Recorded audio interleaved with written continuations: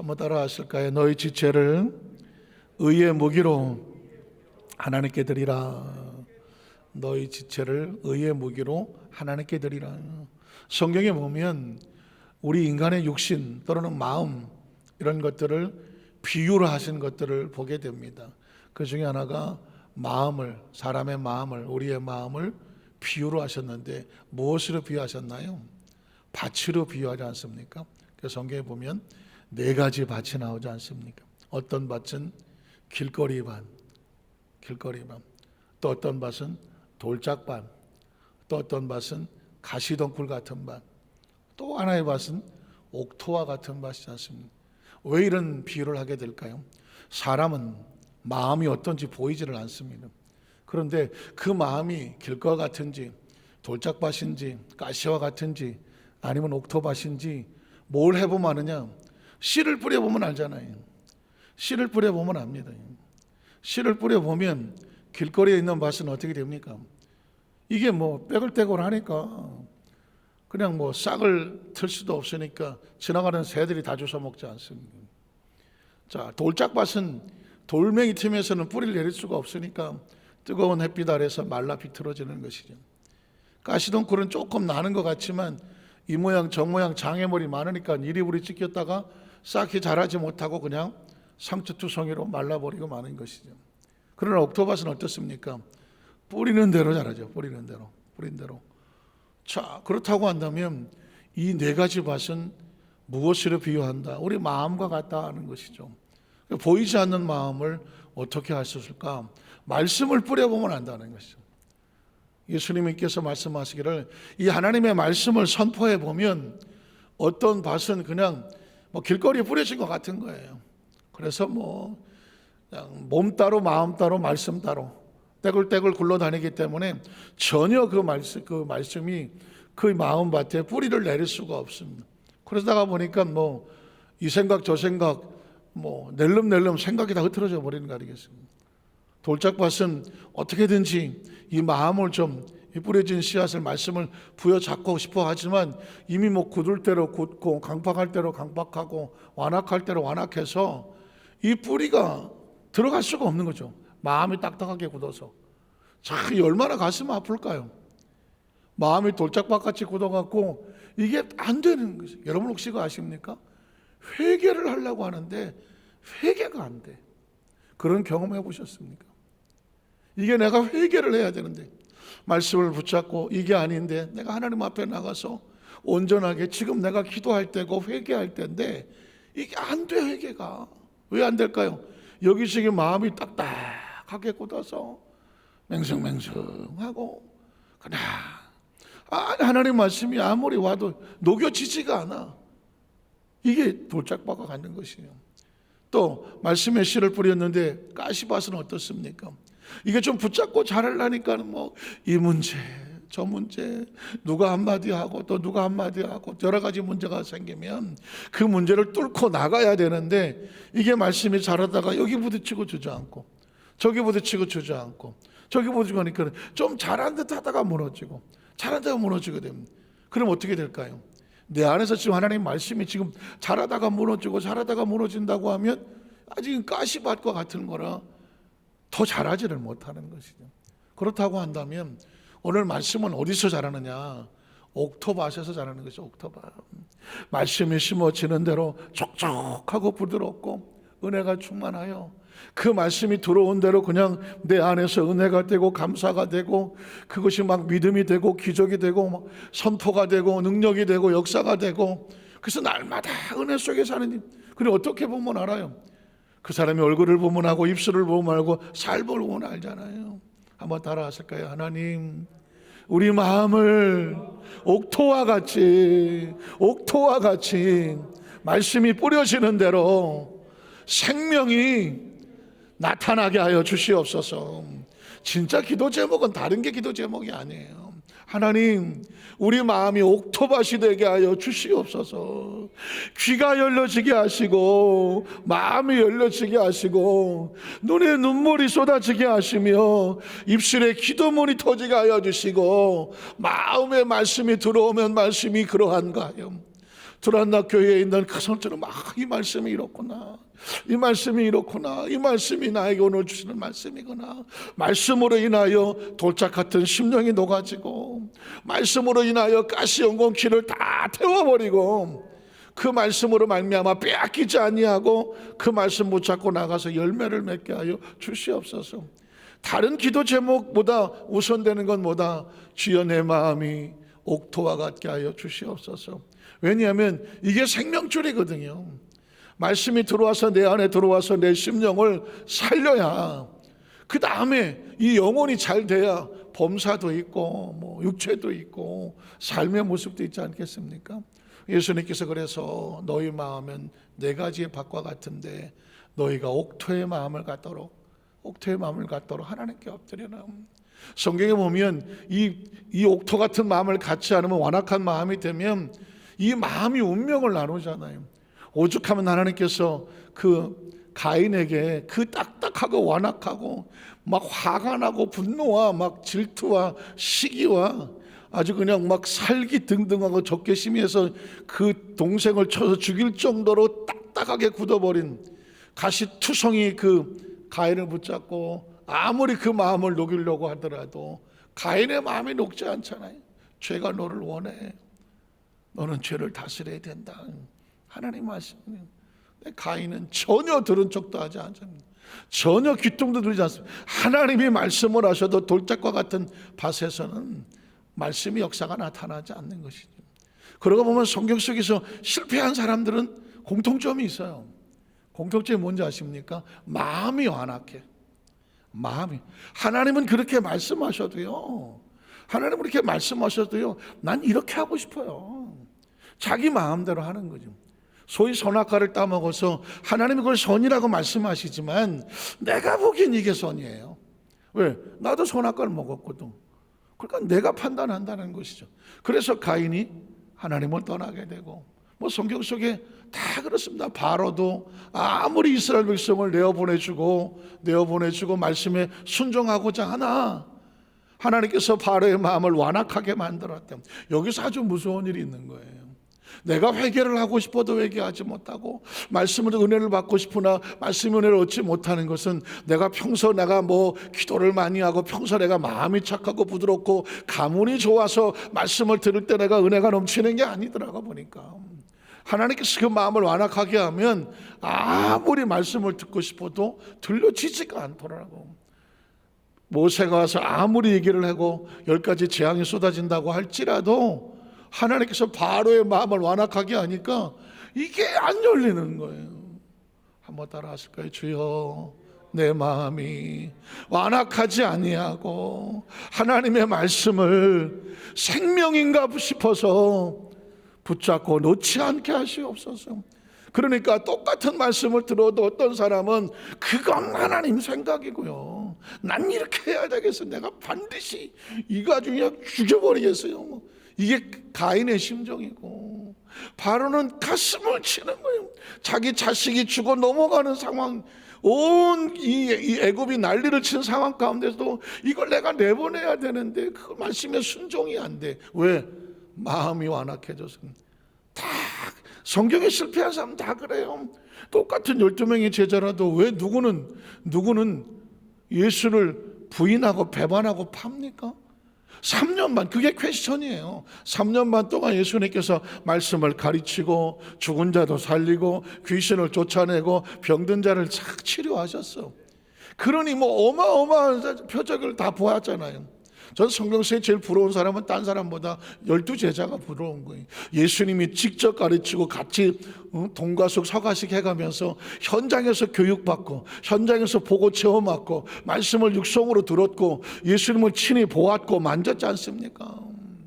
그럼에도 불구하고 왜 가룟 유다의 가슴은 완악하고 딱딱해서, 누구는 예수를 위해서 목숨을 걸겠다는 사람이 나오는데 누구는 예수를 뒤에서 등에 칼을 꽂으려 하냐 말이죠.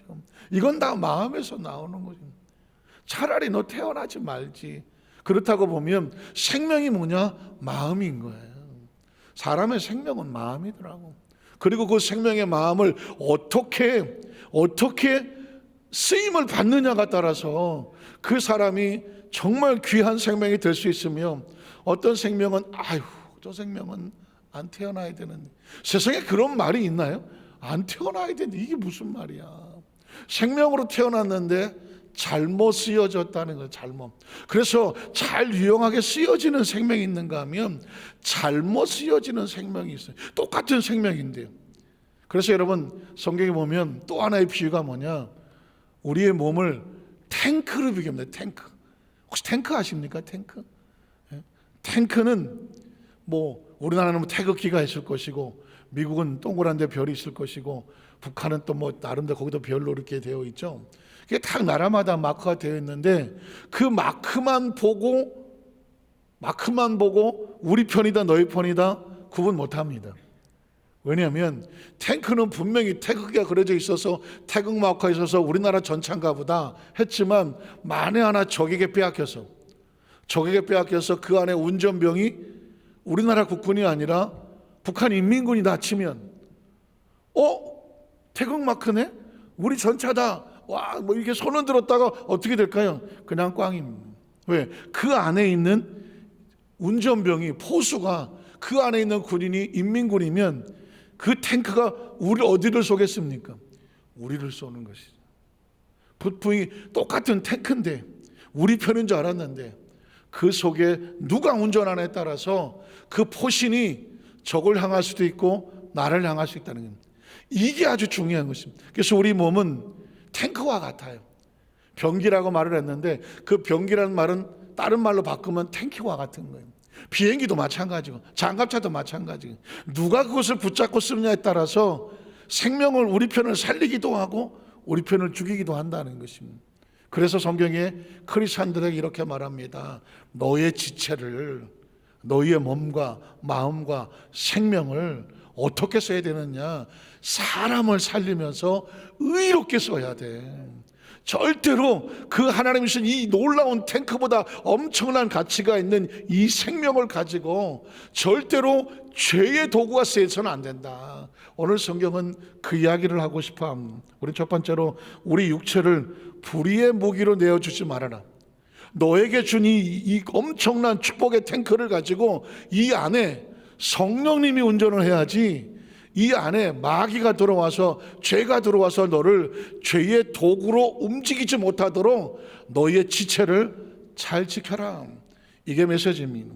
로마서 6장 12절에 보면 그러므로 너희는 죄가 너희 죽을 몸을 뭐하지 못하게, 지배하지 못하게 하라는 것입니다.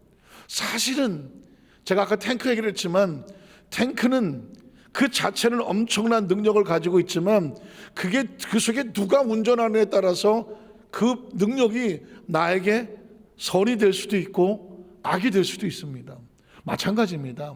인간은 존귀하고 생명은 천하보다 소중하나, 인간보다 존귀한 존재가 어디 있습니까? 뛰어난 존재가 어디 있습니까? 그러나 이 속에, 이 마음에 누가 조종하느냐에 따라서 천하의 무서운 존재가 될 수도 있다는 거죠. 그래서 너희 속에 이 엄청난 가치를 가진 생명에 죄가 들어와서 주장하지 못하게 해야 돼. 그리고 죄가 들어오면 뭘 하느냐면 육신의 정욕과 안목의 정욕과 이생의 자랑에 따라 살도록 그 조종하는 대로 막 가야 돼. 죄가 들어오면 뭘 시킬까요? 악한 영이 들어오면 뭘 시킬까요? 무조건 죄를 짓는 곳으로 끌고 가겠죠. 죽이고 뭐 미워하고 원망하고 뭐 불평하고 싸우고 뭐 이간질시키고 뭐 거짓말하고 탐욕하고 하나님을 대적하고 배반하고 말씀을 순종하지 아니하고 이런 쪽으로 끌고 가겠죠. 왜? 마귀가 하는 게 그거니까. 그래서 인간은 겉으로 보면 뇌가 시키는 것처럼 하지만 뇌가 아니라 어떤 생각이 들어와서 마음을 조정하면 멀쩡하던 사람도 그렇게 되는 거예요. 그래서 성경이 가장 중요하게 말하는 건 죄는 안 된다. 몸의 사욕에 순종하지 말고, 또한 너희 지체를 불의의 무기란 단어가 나오죠. 이 무기란 단어가 그 전에 영어 성경은 인스트루먼트라고 하는 어떤 기구라는 뜻을 쓰기도 하고, 무기라고 하는 단어, 웨이폰이라고 하는 어떤 병기라는 단어를 쓰는데, 여러 가지 병기가 있겠지만 탱크가 제일 적절했던 것 같아요. 하기야 뭐 우리가 쏘는 기관총 이런 병기도 마찬가지겠죠. 이걸 누가 쏘느냐에 따라 달라지거든. 지금 여러분 아시는 것처럼 아프가니스탄은 지금 난리가 나지 않았습니까? 미군이 철수를 하는 과정 속에 탈레반이라고 하는 정말 과격단체의 정권이 아프간 전권을 무너뜨리고 거기를 지금 접수를 해버렸잖아요. 문제는 뭐냐면 참 미국도 몰랐던 거지. 완전히 다 철수하고 난 다음에 그 다음에 어떻게 탈레반이 될 줄 알았는데 미군이 다 빠져나가기도 전에 탈레반이 치고 들어간 것입니다. 그래서 지금 뭐가 문제일까요? 미군이 거기다가 쏟아부었던 엄청난 양의 무기가 있는 거예요. 아프간 정권을 지켜주기 위해서 수조 단위의 계산도 안 되는 미국의 최첨단 무기를 거기다 쏟아부었거든. 나올 때 그걸 다 놓고 나왔어. 그래서 지금 탈레반은 뭐 거저 주워 먹는 거예요. USA, Made in USA라고 미제죠, 미제.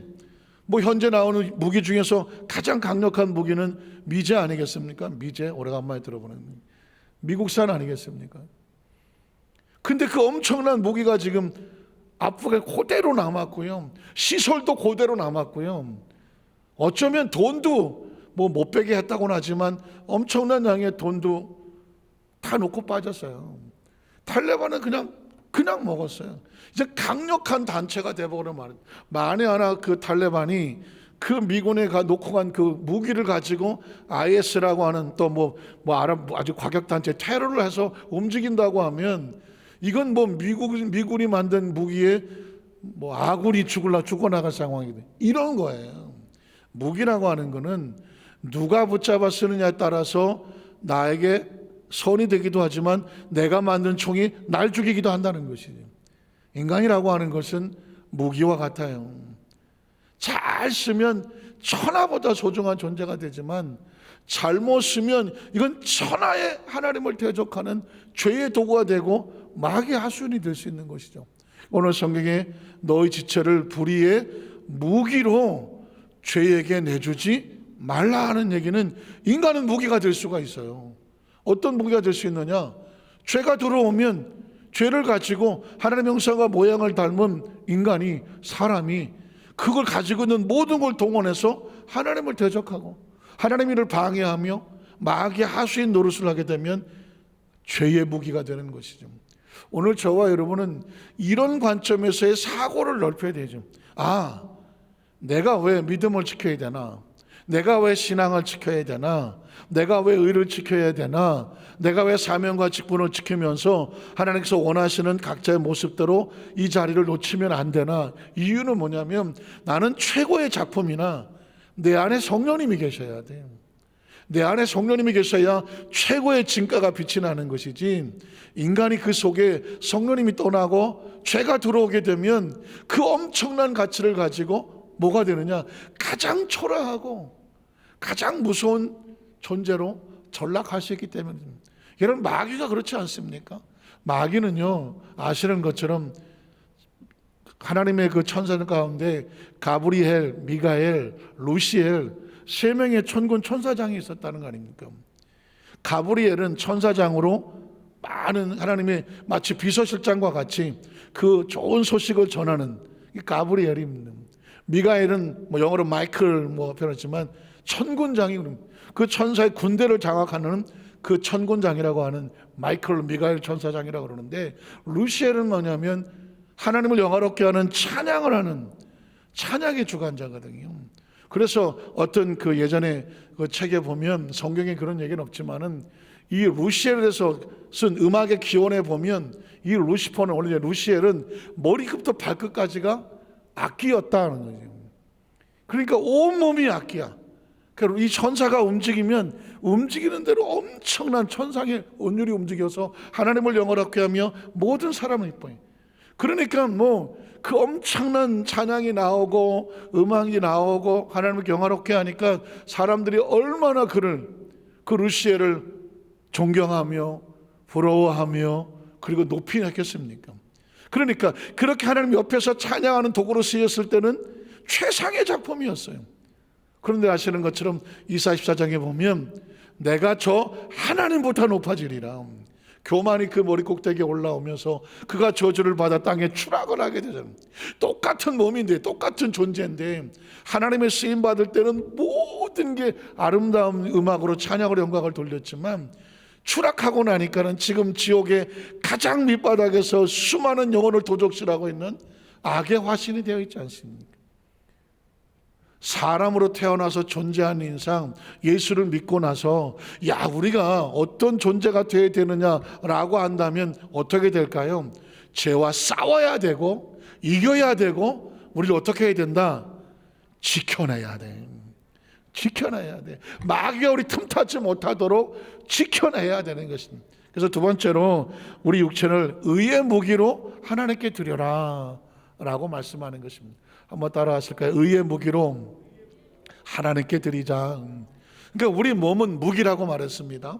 죄가 들어오면 죄의 무기가 되지만 우리 안에 성령님이 오셔서 의롭게 하시는 이 우리의 신앙을 가지고 하나님 앞에 제물과 같이, 그러니까 크리스천의 목적은 뭐냐면 우리의 몸을 하나님께 의로운 무기로 드리자. 이게 우리의 목적이죠.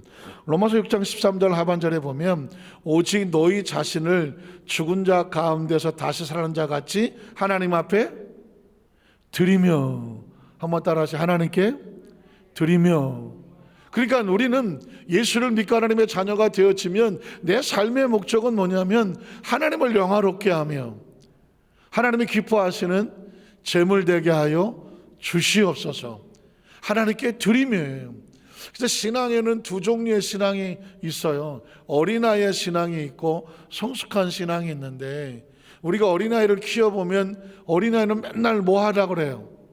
달라고 그러죠. 달라고 그러잖아요. 뭐든지 달라고 그러잖아요. 잡으면 무조건 어디다 집어넣습니까? 여기다가 막 집어넣잖아요. 어린애는 어쩔 수 없어. 아직 뭐 머리도 크지 않고 뭐 생각이나 이성이나 이런 사고가 정립되지 않았기 때문에 본능적으로 주세요, 좀 주세요 할 수밖에 없어요. 그런데 가만히 생각하면 나중에 철이 들고 나면 사람은 어떻게 되죠? 내가 뭘 할까요? 내가 뭘 했으면 좋을까요? 내가 뭘 해드려야 되겠구나. 이런 뭔가 내가 뭘 해야 하겠다는 의무와 자원하는 심령이 생기죠. 그래서 성숙한 크리스찬이라고 하는 것은 나에게 뭘 주시옵소서, 필요하니까 달라고는 하겠지만 그 다음에는 내가 무엇을 하여 주님을 기쁘게 하겠습니까? 내가 나를 여기까지 인도하여 성숙하여 사명을 맡기고 직분을 맡긴 이유가 무엇입니까? 주님, 나를 구원하신 이유가 무엇입니까? 나에게 성령의 세례를 주시고 이만큼 신앙에 성장하여 말씀을 들은 줄 깨달아지고, 그리고 내 안에 기도하는 마음에 소원이 생기고 내가 무엇을 해야 될지 나에게 자꾸 마음에 뜨거운 마음을 주시는데 내가 무엇하면 좋겠습니까? 크리스찬의 궁극적인 목적은 뭐냐면 하나님께 드리자는 거예요.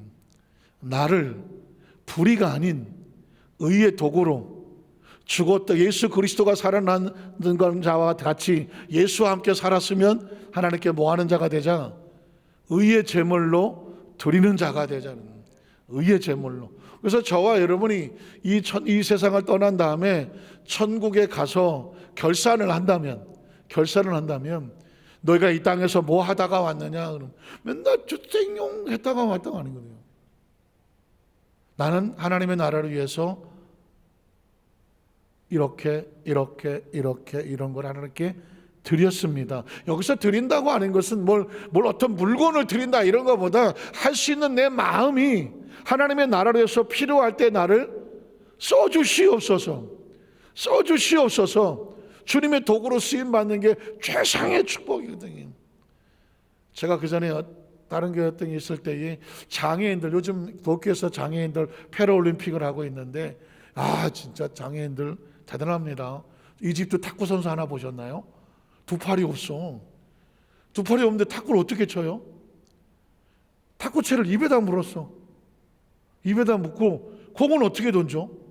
발가락으로 잡아서 공중에 던지고 입으로 이걸 하더라고. 와, 올림픽까지 나왔어. 그러니까 다른 사람은 안 보이고 남자 선수는 인간이 저 정도까지 가는구나. 카트도 하고 뭐 푸싱도 하고 뭐 나도 배우네. 그걸 하더라고요. 장애인데. 그러니까 그 두 팔도 없는 사람이 국가를 대표해서 탁구 선수로 나와서 도구로 쓰여지는 거예요. 제가 그 전에 있을 때 어떤 장애인 선교단체에서 와서 그 간증도 하고 찬양하는데 한 20대 초반이나 될까 말까 할 것 같아요. 머리 짧게 잘랐는데 몸도 좀 꺼부정하고 약간 불편한 것 같은데 시력도 잃었어. 맹인이야. 이 친구가 나와서 무슨 찬양을 하나 하더니 약간 꺼정하게 나와서 시선은 주님 내가 여기 있사오니를 하는 거예요. 주님 내가 여기 있사오니 나를 써달래.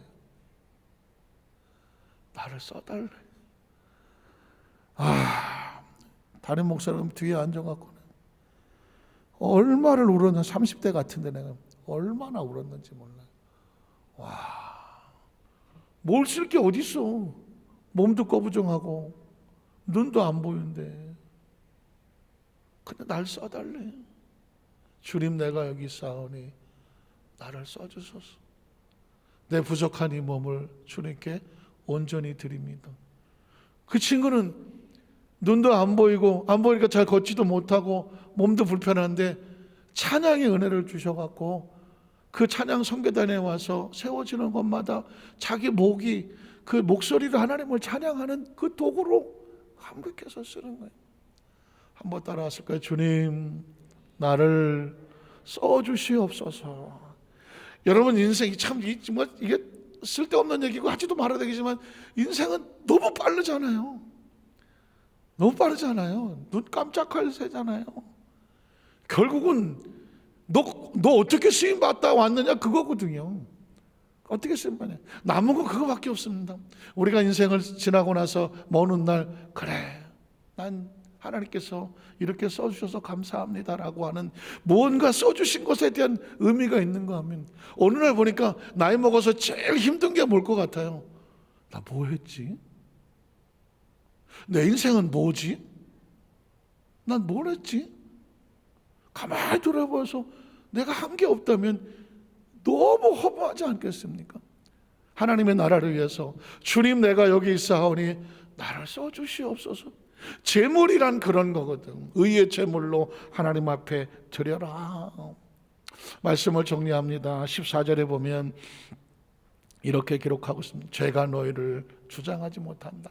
예수님께서 십자가에 몸짓글로 피 흘려 죽으신 이유가 뭐냐면 죄의 대가를 치루어 그걸 구속이라고 말하는데 그것을 다 갚아 놓았으니 다시는 네가 어디 가서 돈 빌려갖고 그 돈 빌린 사람한테 가서 제가 나중에 갚을 테니까는 좀 날미를 좀 주세요. 거기서 삐죽거리고 기죽고 그냥 노예처럼 비슬거리지 마라. 왜? 죄를 갚았으니까. 죄를 갚았으니까 너희는 더 이상 죄의 대가를 치를 이유가 없으며 죄의 대가는 사망이거든. 그러니까 죄로 인한 사망으로 너와 상관이 없어. 너는 죄 때문에 죽지 않아. 믿으십니까? 여기서 말하는 죄 때문에 죽지 않는다는 것은 죄의 대가의 사망은 영원한 하나님께 불리고 우리가 의로운 자는 만약 이 세상을 떠난다고 하면 그건 사망이라고 하지 아니하고 천국으로 이전하는 것이지. 믿으십니까? 그래서 죄가 너희를 주장하지 못한다는 얘기 뭐냐면 죄는 지면 딱 노예를 삼거든. 죄를 짓는 순간 하나님과 단절이 되기 때문에 단절되는 건 그 줄이 끊어진 연처럼 추락을 해버리게. 죄는 우리를 추락시켜요. 추락시키면 어떡하느냐? 낼름 집어먹는 거죠 이게. 죄가 주장하지 못하니 이는 너희가 법 아래 있지 아니하고. 자, 율법은 사람을 넌 이런 죄를 지었다고 말하지만 우리는 어디에 있다? 예수 그리스도의 십자가 대속의 은혜 아래 있다는 것입니다. 이제 말씀을 정리하면서 저와 여러분이 삶을 살아가면서 하루하루 살아가고 크리스찬의 신앙 삶을 살아갈 때 지금은 정신을 바짝 차리고 우리가 삶을 살 누구도 이 천하보다 소중한 내 생명 내 마음에 죄가 들어와서 나를 주장하지 못하게 하며 예수님이 십자가의 보혈로 몸짓고 피 흘려 죽으심으로 죄와 사망에서 우리를 자유하게 만들었으니 하나님에 대해서 의로운 자로 여겨주셨사오니 죄가 주장하지 못하게 하고 사망하게 묶여서 놓여야 되는 것이 아니라 이 땅에서 최선을 다해서 의로운 자로 살고 하나님의 자녀로 살고 살아가는 목적은 뭐냐? 하나님 앞에 제물로 드려지는 무엇을 위해서 도구로 쓰여지기를 원할까? 하나님의 나라에서 기꺼이 반짝반짝 빛나는 삽자루가 새로 산 거 끝날 때까지 새로 살아있는 게 아니라 하나님이 열심히 써주셔서 삽질을 열심히 하다가 보니까 삽의 날라리 다 날아갔고 다 달아 없어져 있는 것처럼 보이지나 그 삽을 보는 순간 많은 일을 했구나 한 것처럼 저와 여러분의 삶을 하나님 보시면서 남들은 모르지만 네가 참 많은 일을 했구나. 한번 따라하세요. 네가 참 많은 일을 했구나. 주님의 마음을 뜨겁게 감동시키는 우리 어두스 마을교회 성령 되시기를 주님의 이름으로 축원합니다. 기도하겠습니다. 하나님 아버지 감사합니다.